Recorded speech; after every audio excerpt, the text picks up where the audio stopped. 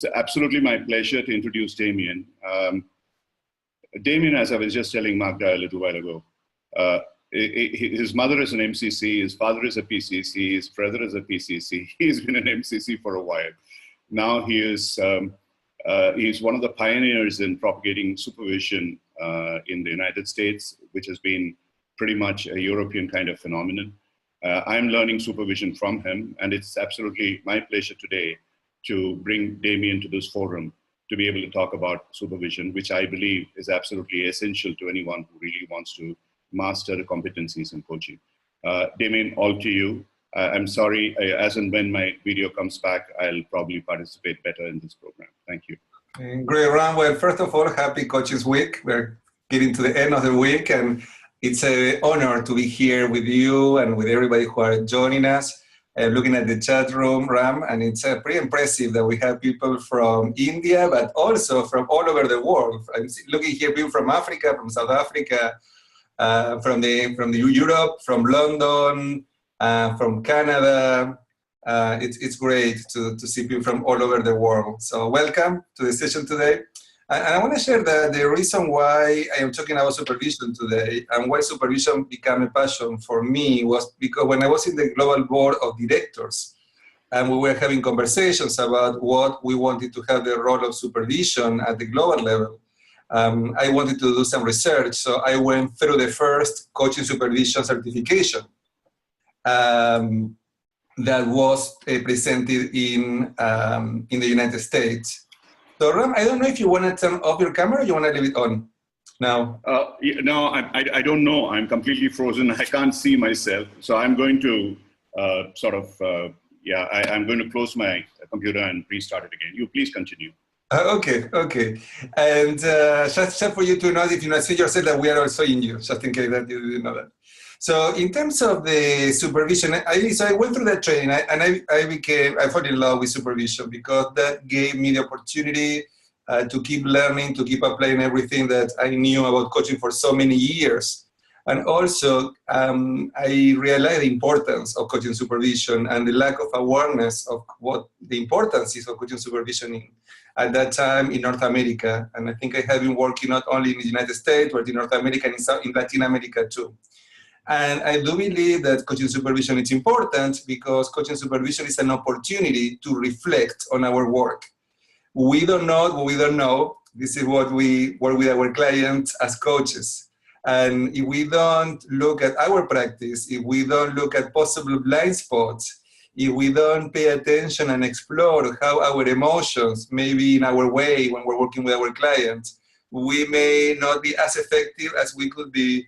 We can keep making some maybe mistakes, or we may lose efficiency because we are not realizing that we are doing things that we are not aware of. So coaching supervision gives us that space. What I'm going to do is for 10-15 minutes, I'm going to show you some slides with some ideas about coaching supervision. And then after that, I will open, we're going to do a brief demo with Ram. And then after that, we're going to open to questions and answers. So basically the idea with coaching supervision is that coaching is one of the trends of the future. Coaching is one of the things that if you're not aware, if you're not familiar, I highly recommend that you pay attention to it and start learning about it. And I do believe that coaching supervision is also a responsibility for us as coaches to be sure that we have that space. But what is it? What is coaching supervision? So here in the session today, my idea is to define coaching supervision. I want to differentiate it from mentor coaching, present Peter Hawkins, who is going to be coming to the session after me. Don't miss his presentation on team coaching that is coming after this session. And I will answer your question. As Ron was saying before, coaching supervision is much well known in the UK, in Australia. And in the European Mentor and Coaching Council, they see coaching supervision as an ethical responsibility, and it's mandatory for every coach who wants to renew the credential with EMCC or AC, different that for the International Coach Federation. ICF doesn't see it as mandatory, but highly recommended, and also provides units of education to renew credentials. So this is the definition for ICF, and you can find this in ICF website. It's interaction that occurs when a coach brings his work or experiences to a supervisor in order to engage in reflective dialogue and collaborative learning for the development and benefit of the coach and his or her clients. And I would say not only his or her client, but all stakeholders. By offering and receiving coaching supervision, there are many stakeholders who benefit from this process. Not only the coach who is receiving the supervision and his or her clients, but also the organizations and the systems that they are part of. So Proctor said that supervision has three functions: formative, normative, and supportive or restorative. Formative is about keep learning, developing as coach. It's about getting new tools in our toolkit. It's about coming to a supervisor and discuss what we have been doing and what other models, other theories, other interventions we can do to be even more effective. So many times when people think about supervision, they see it like they understand supervision and working with a boss to tell us what to do. So here in coaching, we don't believe that this is supervision. Supervision is not telling somebody what to do. Supervision is about creating a reflective space where the coach can learn from thinking and reflecting together with the supervisor who are colleagues and who together look at different ways to do the work that the coach is doing. There is a normative responsibility that this is about paying attention to what are the code of ethics and how maybe they can be ethical dilemmas, or sometimes the coach may not be aware how some of the challenges that he or she is facing has some ethical implications. So the supervisor can help to create a space for reflection about them.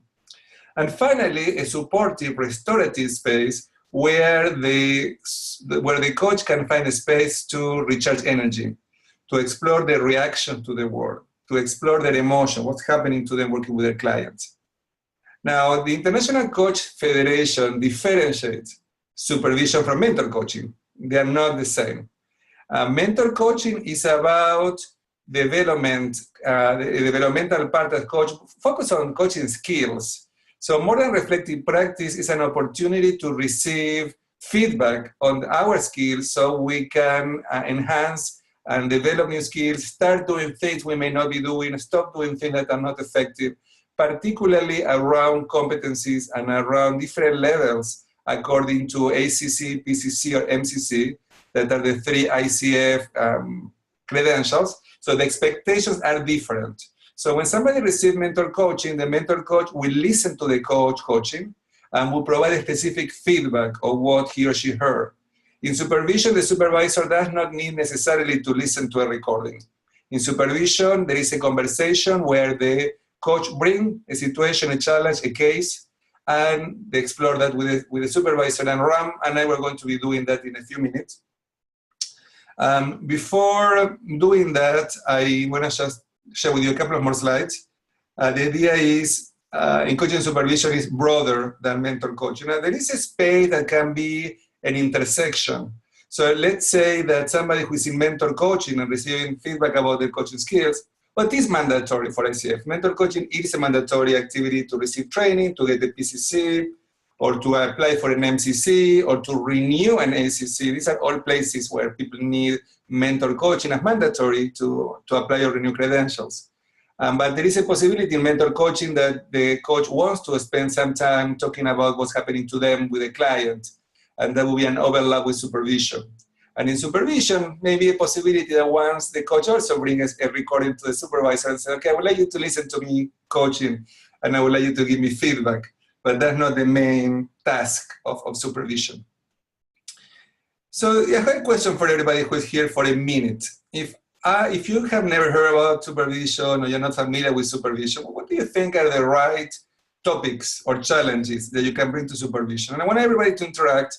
I want to invite everybody to go to the chat room and write down what are the issues, topics, concerns, challenges that you may bring to supervision. And I'm going to be reading them. So I want to ask everybody to participate and to share what do you think that would you bring to supervision to discuss? Okay, so here we have ethical dilemmas, Is a confidential, yes. The session, the supervision is a confidential process. And sometimes confidentiality can be a challenge when people work in companies and organizations, and the coach may be asked to share information with human resources or other stakeholders. And that can be an ethical dilemma that needs to be brought to supervision. What happens when the coach is not interested or committed? One that I hear a lot is what happens when the coach doesn't share that they're going to be doing things and they don't do what they said they're going to be doing. What maturity and consciousness development, yes. Help the coach understand his style and the opposite side of his natural style, like polarity. Talk when there are difficulties faced by the client. How our emotions impact my engagement, definitely. Supervision is a space where we can talk about our reactions. And we are human beings, we do have reactions. We want to believe that we shouldn't have reactions, but that's not true. We react to our clients' challenges, and supervision is that space where we can explore them and see how we can discuss them with somebody so they are not in our way when we work with our clients. When something is popping up and we feel confused, and maybe we're picking up what is in the system, that's a great point from a systemic perspective. In supervision, also, I'm going to talk briefly, we look at the systems, and in the here and now, many times what's happening between the supervisor and the coach is similar to what happened with the coach and the client. So we look at how that happened in the supervision session. What happened with the coach is not showing improvement. And what we say, the coach is stuck. There is not progress, what we may not be seeing. The effectiveness of the coaching or coach's expertise, feeling stuck, going around in circles, feeling useless. Thank you for that, Fiona. Inability to fully empathize with the client, our judgments and assumptions, issues in listening, conflicting values between the coach and the coach. That's a very interesting one. Sometimes people cannot take a client when these values are very different. And how do we deal with them? And sometimes also how we terminate some clients, how do we finish our relationships? When the alliance is not strong or we cannot build a relationship effectively with the client, managing my triggers during coaching. That's true. In case when a coach is unable to dissociate, areas where my coach be stuck, confidentiality when client and sponsor expect me to share the client progress with them, even though we have told them we will not do, they may still ask us, and how do we deal with that? Just checking out doubts, if we have doubts. Coaching can clarify her goal, clarifying goal, helping the clients to clarify their goals. When they stop coaching, is coaching not interested, not showing improvement? That's a good one. When is the right time to finish a relationship? Help the coach with challenging situations. Okay, these are great. Thank you very much, everybody, for sharing your questions. We need to move on now. Somebody was asking other differences between coaching, supervision, and mentor coaching. And here I want to clarify another example. So we'll give a few more examples. Like potential aspects covered in coaching supervision, receive feedback on the coach's actions, approaches, behavior, based on what they have done. Not necessarily what the supervisor listening to a session, but maybe the coach asks, okay, this is what I have done. What do you think? Do you think that it's working? Do you think that it's not? And validation, many times we look validation in supervision. Do you think that that's right or not? Other ways to do things. Ensure that the coach is not alone, challenging the difficulties, have a space to offer and express these feelings and emotional reactions, check the decisions and choices we have done in our work. They're all good reasons to bring to work with the supervisor. Providing support for the coach work, regular opportunities to reflect on the work, develop new skills and strategies, get insight and understanding of why things turn out the way they turn out, and manage self in our coach role. What happens when we feel that this is too big for us, that we don't feel that we have the strategies or the right answers to work with our clients? So at this point, I wonder if you have any questions before we jump with Ram to do like a brief session. The idea is that somebody was asking more about coaching and the difference between coaching supervision and mentor coaching. So I wanted to repeat that the idea in coaching supervision is we create a reflective space, and we're going to do a demo now. Now we run to show that. And in mentor coaching, we provide feedback on coaching skills, specific skills. So we listen to recording and we compare wherever the person is to the next level. And according to that, they receive feedback. For Ram or for me, we are master certified coaches, and we still benefit from somebody listening to us and give us feedback, because there is always something to keep learning and growing and developing. And that's different than when we discuss having conversation that we're going to have now about a concern or a client. So Ram, are you ready to start our conversation? Yes, Damian. Okay, great. So Ram. As long as my Mac cooperates and my internet cooperates, I'm here with you. Yeah. It sounds good. So Ram, we had 20 minutes today, so we can 20 minutes at the end for discussion. Right. What would you like to bring to supervision today? Yeah, you had asked me, and I was thinking about it. I would like to talk about one of the cases where I think I failed. Okay. I failed as a coach, and perhaps I failed perhaps as a human being. I'm not quite sure. But so that's something I'm quite happy to discuss today with you. Okay, so let's, where would we like to start? Well, let me start with, I mean, I know that we are not going to follow the 7I model perfectly, but pretty much in terms of the client, it was some years ago, about 4 years ago, but it's still, I have recollections of what happened, and therefore it does, from time to time, it comes up for me. This was a mid-level executive in a very large Indian subsidiary of a multinational, world-famous multinational. And I was establishing myself a reputation for dealing with executives who were aggressive, abrasive, and stuff like that. So behavioral kind of issues. And that is how this person was referred to me, and the HR department contacted me, started working with them. The agreement was very straightforward, that I was given all his previous 360 feedback, some psychometrics, which didn't show much. The 360s did show that that he had problems. Colleagues felt that he was being too critical and he was not being very supportive, and so on. And in terms of the psychometrics and so on, this person had issues. I mean, he wasn't quite willing to accept what was there out there in the material. So I worked with him, but it basically moving into what is it that is bothering him. Some of the family issues came up, how his father was domineering, and there were just some effects, and so on. So the net is at the end of it.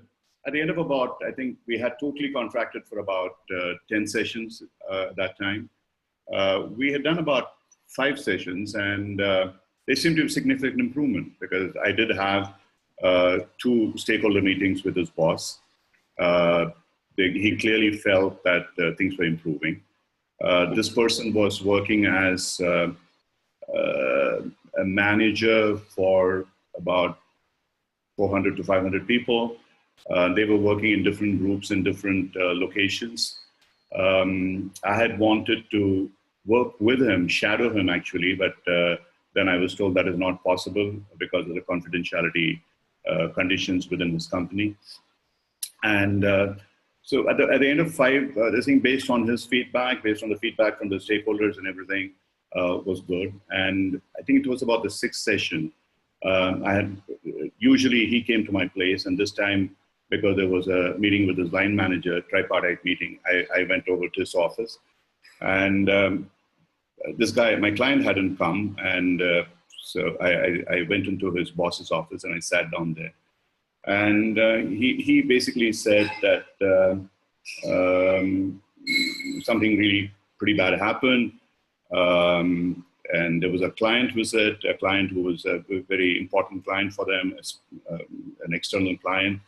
And my client, the guy executive that I was coaching, was on the shop floor, as it were, on the work floor. And the client walked in unannounced, and this guy was actually tearing people to bits. And this particular sponsor, the external client, had very strict qualities of ethics in terms of people engagement and all that. So it was quite a mess. At the end of it, the customer, let me switch the words, the external customer who was giving them jobs, this company the job, and my client was working for them indirectly, essentially said that he doesn't want this guy anymore. He cannot deal with this. He doesn't have the people qualities to be able to do it. So this news was spoken in front of me by the boss to this person, and so there was absolute silence. What I did was I took the boss's permission, and I said, why don't we go and have some coffee? We went to the cafeteria, sat outside, spent about an hour with him, and asked him what happened. He said, he pretty much denied everything. He said, no, that's not what happened. That person was always against me and so on. The impressions were different. So I said, in any event, since perceptions are important, would you like to, I would like to work with you for as long as you require. It doesn't matter whether 3 more sessions or 4 more sessions. I'd like to work with you.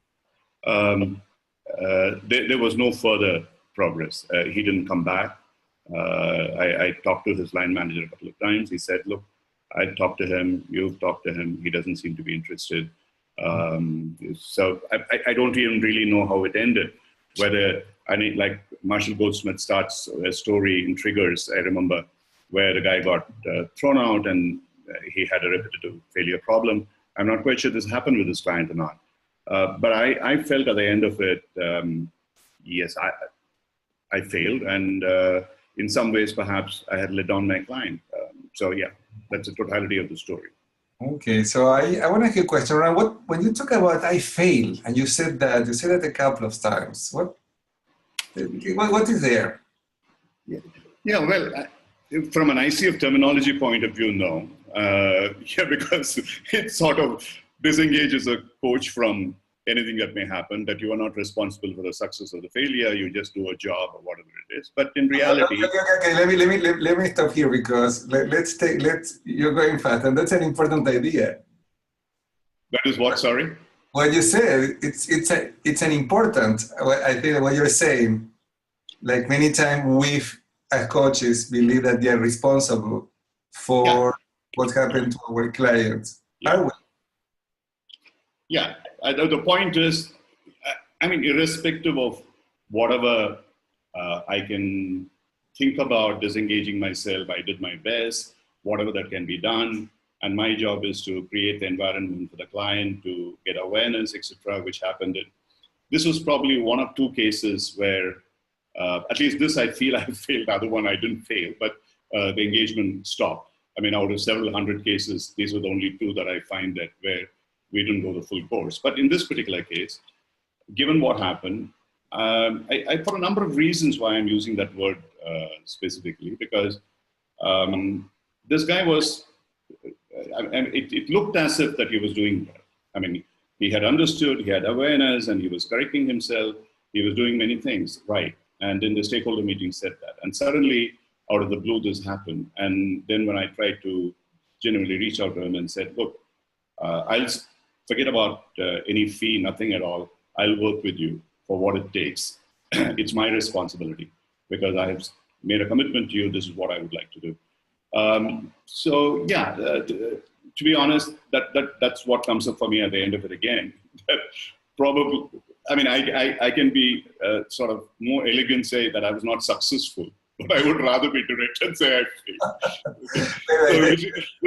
But I want to invite you, my challenge with a question when I was asking you about failure, because we can use different terminology, but maybe the question here is, to what extent we as coaches are really responsible for the progress of our client? It's our responsibility. Like there is a part of us that we know is not, but there is a part of us that we may assume some responsibilities that maybe don't belong to us. So we're going from that angle. What do you think about this? Yeah. Cognitively, I understand that, Damian. Of course I do. And that is what we all teach, right? That's very well we did that what we do many times. And that's the reason why we all need a supervisor. That's the reason why I have been teaching supervision and you're in my class, but at the same time I have two supervisors that I work with. Yeah. So, I mean, Fiona is out here, and if I were to talk to Fiona, she would probably, come up with something which, in a way, suits that. But the point at the end of it is really, to me,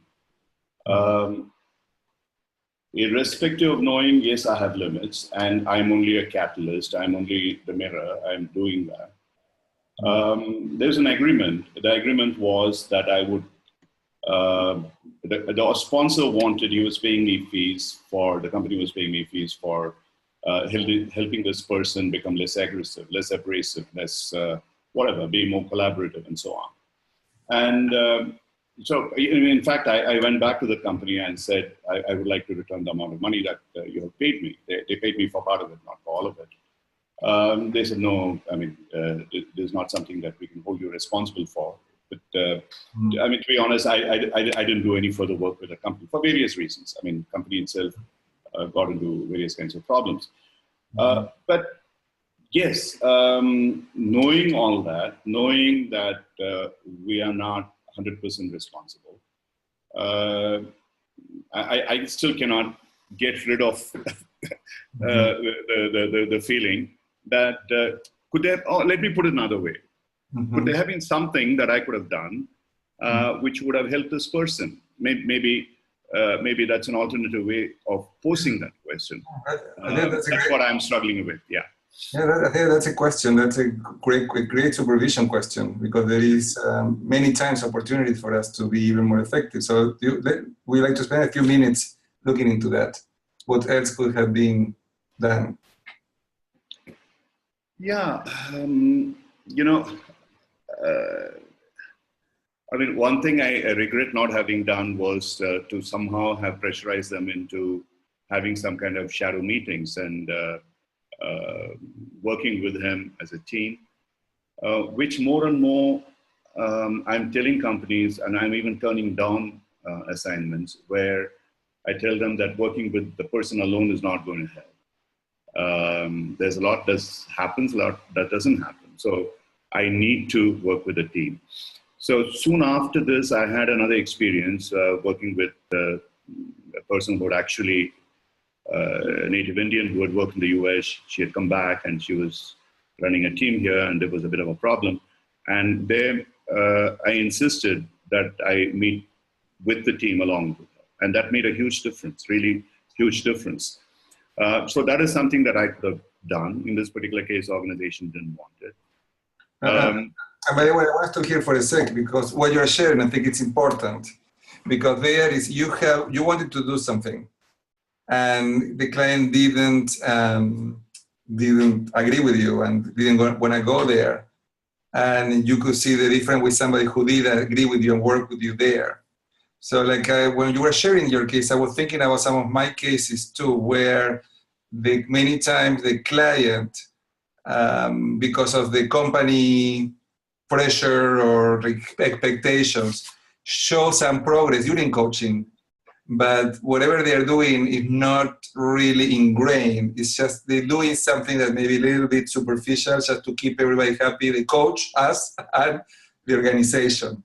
But it may not be a really commitment since the beginning to look at what are their clients' abilities or capacities to really look at themselves and really own how they show up with their clients. In this case, this person didn't have relationship skills.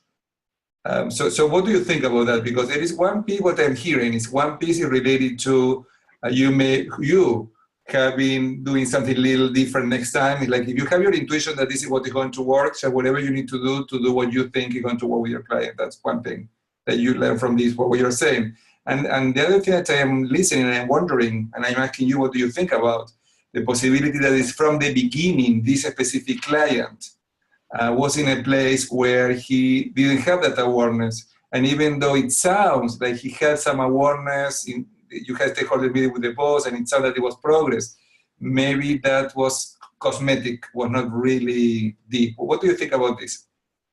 Yeah, that's a very, very good point. The only thing I can say is that guy must have been a fantastic actor. He was in a wrong profession. Okay, he could have been in the theater and he could have fooled anybody, because every single thing that he said, even though first he was a little bit reluctant to admit to some of the 360-degree feedbacks, etc. People have this kind of probably some other agenda. As we went through various kind of reflections, creating awareness, what is happening, why is this happening, is there an insecurity issue, whatever it is, limiting beliefs and all that kind of stuff, he was pretty open, he was very forthcoming, and he was sharing in terms of information. And my intuition told me very clearly that he was progressing. And he confirmed it each time he said, and we agreed, specific things, this is what you will do. You will not criticize anybody, and then you will ask people for feedback and so on and so forth. Yeah, I'm doing that, etc. The only thing that didn't happen was my ability to go and see it for myself. But even that could have been staged, even if I did, perhaps. At least I had 2 meetings within those 6 sessions with the boss, and the boss seemed very happy. And he really said, yeah, things seem to be working out very well. And he was a pretty senior guy. He was a seasoned guy. Okay? He was a senior vice president of the company. So at the end of it, was I misled? Was he misleading me deliberately? Was it something else that was happening within him that I wasn't able to uncover? I really don't know. I have no answer. But this is how it ended. Yeah. Okay, let's say we will never know these things, don't we? But I was wondering, this is what we're talking about intuition. We're talking about what is coming up here is working with our intuition, and I don't know whether that was my intuition. And sometimes our intuition is right, and sometimes it's not.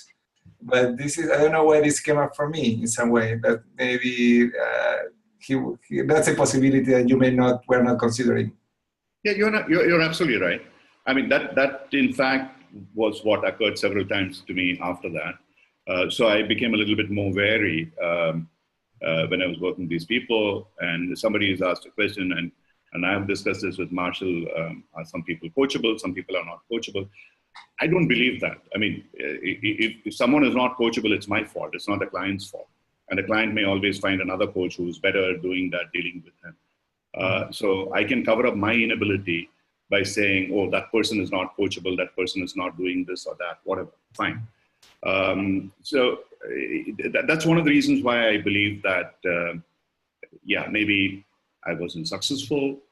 Could I have done it differently? So what I do differently now over a period of time is, either insist, and coming back to your other point, there was nothing in the agreement where I had really agreed with the company, because at that time I didn't know, honestly, that this was going to be an issue, that they should allow me to have team sessions or shadowing sessions and so on and so forth. So now I'm much more particular that this is very important, especially in kind of behavioral changes with does work with teams and so on. So to some extent, perhaps because of that, it has not repeated. Perhaps maybe I'm a little better of a coach than what I was at that point in time. I have no idea. Or maybe I'm just plain lucky that I'm getting clients who like to change. I don't believe that. So Ram, going back to this situation, what else could be there that you were not seeing at that time? What else? So you shared so far that what you may have not been seeing at the time was in terms of the agreement, being sure that you have this in place, being sure that you got involved in the system, looking at the different stakeholders. Anything else that you may not have considered working with this client? Yeah.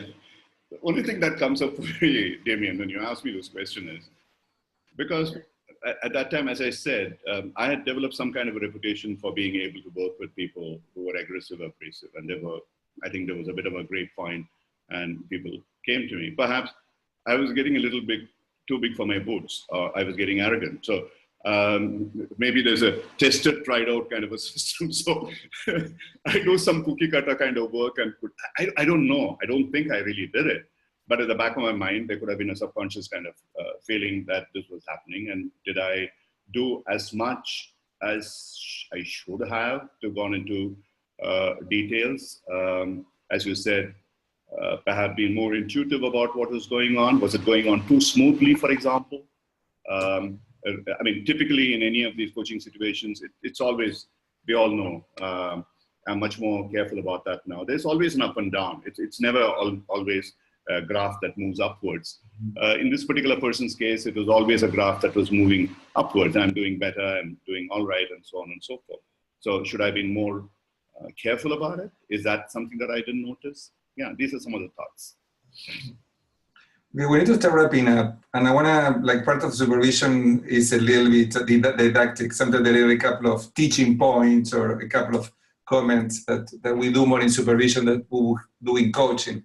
But when you talk about Goldsmith and what he said that everybody's coachable, I agree with that. And I also agree that people are at a different level of readiness for coaching.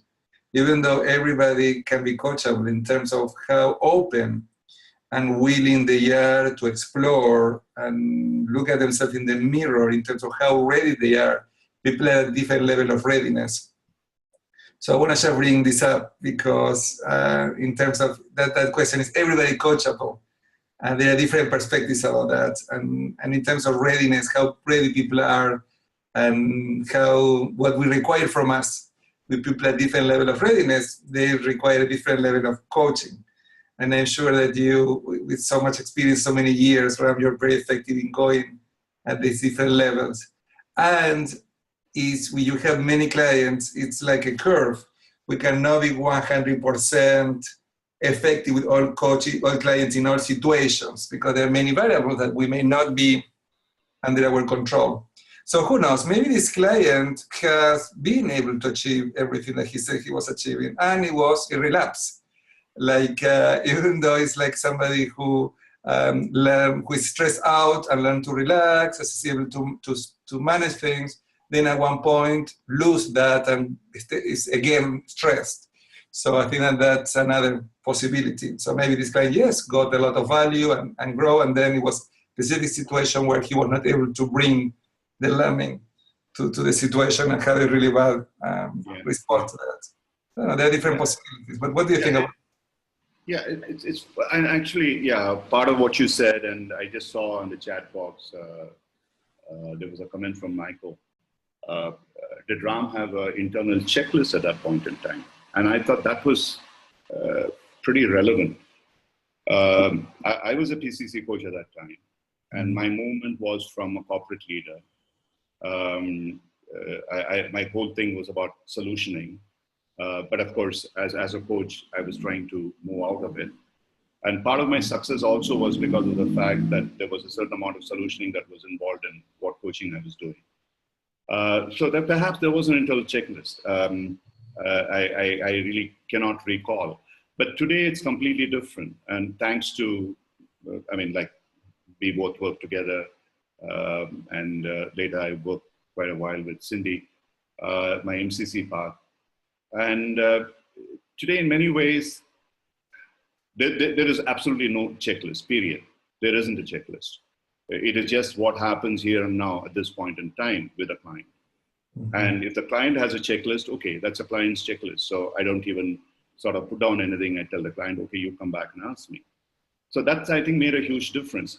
However, having said that, if at the end of the day, if I made a commitment to a client, saying that I would help you in reaching this, and if the client did not, then I think I would still feel the same sense of failure. Despite the fact, yes, I understand that it's not just my effort, it has to be the unconditional positive regard for the client and so on and so forth. I fully subscribe to it. But if at the end of the period, if I'm working with that client and the client does not reach the potential that client is striving for, I would feel that I have let the client down. There's no question about it. I don't have an answer to it. It's an existential question. But yeah, in some ways it answers a question. And again, coming back to that coachability, Yeah, I understand the logic for it. Maybe it is much better to be safe rather than be sorry.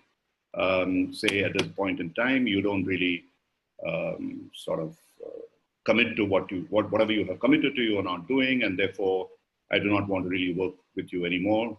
3 strikes and you're out, kind of a stuff. Yes, you can do that, but for me that is going to be impossible. I won't be able to do that.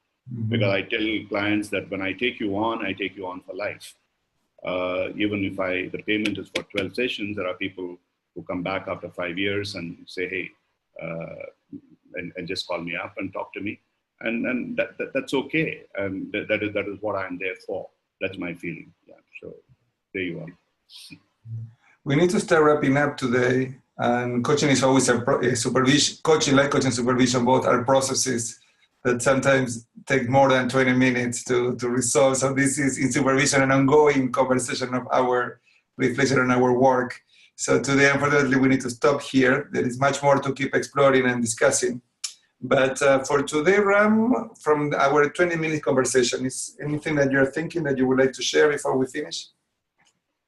Yeah, first of all, I'm this reflection that came up as part of the chat, and some of the things that you said also was that, yeah, I probably that getting that person better was the coach's agenda, and that's the point that you were making.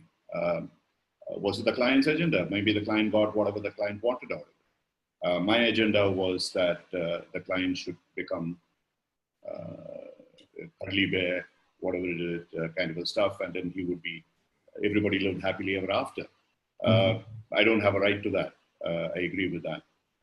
So that's one of the learnings, and perhaps that is something that I am careful about it. I should be more careful about it. I think that's the most important learning, and certainly it felt good. Everybody talks about their successes. I would much rather talk about my failures because that is what I would learn from. Yeah. I appreciate that, Ram, very much, because this is what we do in supervision. We want to do both.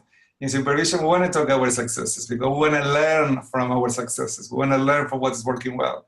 But we also want to learn from what is not working so well. And what we are doing here today, like we did a demonstration of looking at what can be different things that can be in our way to working with our clients. So I really appreciate you being vulnerable and opening up. So that's, I think, a great learning for everybody who are listening to us today. And of course, this requires more work and more exploration, but I think it's a good beginning to start. Let's say, like, if moving in a coaching supervision process would be a good way to start exploring how you, as a coach, conceptualize failure and success, and who is responsible. So, like, now we need to stop, but then I will keep exploring in the same way that you may feel responsible when the client is not successful, when the clients are successful and they accomplish things. It's really the success of the coach too. To what extent the coach also should take credit for the result of the client. So that's another conversation for another day, the other side of the same coin. But I have here very interesting comments from our colleagues who are listening here today. So we can take some of these comments. We want to invite people to participate and share comments, reactions, questions. And since Ram is also part of this coaching supervision training, he can also answer some of these questions. And okay, so Marian say here, great conversation. I'm hearing perfectionism. Also to say everyone is coachable seems a bit arrogant. Narcissists are an example. Well, that's the reason why, Marian, I said before that I am not sure either if everybody's coachable. I am not sure if I agree with that either. But I do believe that people are different levels of coachability, ability to get engaged, and that can change. Maybe somebody who at the beginning of the process is very closed and resistant and not willing to be vulnerable, not open to feedback, then slowly by slowly they start opening up. And then as a result of coaching, they became like more effective, more willing to receive feedback, and they develop new awareness and new skills as a result of coaching. So that's definitely a possibility. Somebody was talking about, and let's say I was reading, trying to be multitasking here, but somebody gave Dan talk about in a hospital system, we do not blame the surgeon when a patient dies, but we do examine the circumstances and there is a review for the learning purposes. In coaching supervision, it's much the same.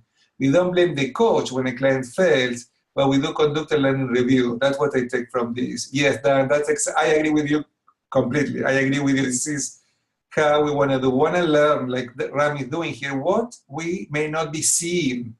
So this is also the question that I bring to my own supervision, is what I may not be seeing in this situation that allows me not to be as successful as I would like to be, or is anything that I didn't realize that was in the system that I didn't catch, and as a result of that, I lost effectiveness. And I do believe, Ram, here in your example here, the issue of agreement, and having a more robust agreement at the beginning of the process, working with the company and saying, okay, I'm going to be doing this shadowing, and that's part of the way that I work, and if they don't want to take me with that, I will not do the work, so we can choose about that. That can be one possible learning from this process. The other thing that maybe we want to look at is, in that last conversation that you have, Ram, we don't want to keep the supervision here, but this is something that was in my head too, is what happened in our last conversation when a client doesn't want to work with us anymore. So what happened in that conversation? And maybe there is a possibility that in that conversation, the client didn't feel supported by the coach. That's a possibility. Something didn't go right, and the client felt judged by the coach, even though that was not the intention. And as a result of that, the coach disengaged. Or sometimes what happens, Ram, in some organizations is that there is a triangle, and in this triangle between the client, the coach, and the organization. When we're talking about organization, we're talking about human resources, upper management, the people who hire us to work, the boss of the clients. There are different combinations of this triangulation. Sometimes they can be in harmony, but sometimes you can have the client colluding with the coach against the organization, where the client is a victim of the organization and the coach is in some way supporting the client in that place. Or there is a possibility that the coach is colluding with the organization against the client, where they are both in some way trying to change the client or fix the client or do something to the client. And there is the time when the client colludes with the organization against the coach. So now the coach is the victim, and they say, well, they blame the coach for not being able to do work that they were not allowing maybe the coach to do. So there are many different dynamics that are possible working in companies and organizations that sometimes are interesting to explore in supervision. So somebody said, Damian, you comment on how you feel about this supervision session. Effective, etc. I think that here we have a 20-minute opportunity to explore whatever was Ram bringing. So difference between coaching supervision and coaching is that in coaching supervision, there is not one goal specific that the client needs to accomplish in the session. Coaching supervision is a reflective space. And from that reflective space, I think that, Ram, would you agree that you did some reflection here in this session? Yeah, absolutely. Damian, that is one. And I also, what I found extremely useful, as I was quickly going through the chat box as well, there were many, and I completely agree with many of those things that they said. But however, there's one comment about arrogance and being narcissistic, about being that everybody is coachable. Probably I look at it another way, that when if I'm not able to handle somebody, and therefore I term that person as uncoachable, that shows my arrogance, that I'm not accepting the fact that somebody else can be successful with that person. So I don't know, it's a different point of view. I'm not disputing what the other person is saying. So yeah, you're absolutely right. It's at the end of the day, it's about the reflections, and it's also about what came up for me very strongly was that we keep talking about the eyes, the 4, 5, 6. Actually, you should stay over. The father of the 7I model, he's going to be there for the next session, the last concluding session today. And so it's about the relationships. It's about what my relationship with the client is, what my relationship with you, and what you see as a parallel process that is happening. And I think that happened to some extent. And that's really what I think would be the success of a good supervision conversation would be. Thank you very much. Yeah, thank you, Ram. Like, we didn't have here enough time to go through the model. We believe that the 7I model from Peter Hawkins, the professor, coach, consultant, writer, expert who's coming after me, developed over the years that is using coaching, basically shows that there are 7 places to look at in supervision. That's called the 7 I's, because there are 7 places where we pay attention to. And one in 3 different systems: the system client coach, the system coach supervisor, and the overall system. In these 3 different systems, there are different relationships that we look at.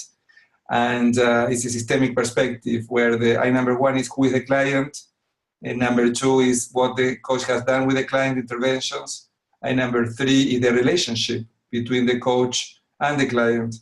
The I number 4 is who is the coach and what's happening to the coach working with the client.